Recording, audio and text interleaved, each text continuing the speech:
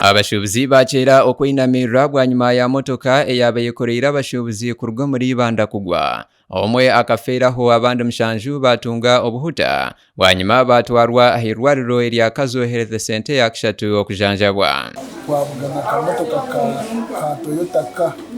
ka Primo kajikonaho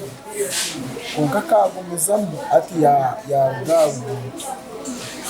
ati yakunareba ya rugaruguto ahataro option visionary amenitikwa kwa nabwo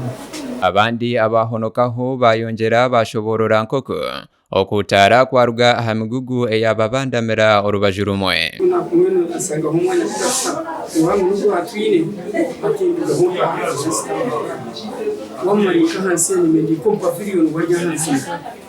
bicho bakiana kana tukabira mushikana n'ibintu bazakitima kumwe basanga ito ticket fanyishika anje ito amutana bana inaza kwetu sana issue sana challenge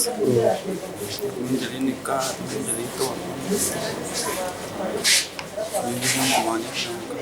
arukurira irwariro rya Kazo Health Center ya kana Aston Tumuhimbise yashoborora nko kuba yakira abahutari 12 kandi ahari abamushanju baba bariyo mu mberambe munonga sheshaka twatunga abagwire abafuna butandu kandi ahirwaro ije abantu 12 omwe Yafeeraho abandi 11 twagezaho ekiro kubasika twabahereza treatment yabanetengwa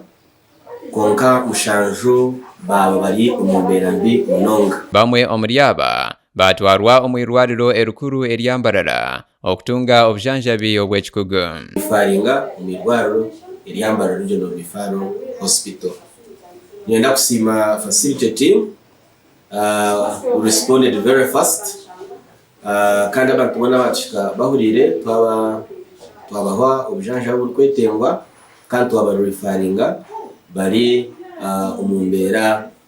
etariko team samnonga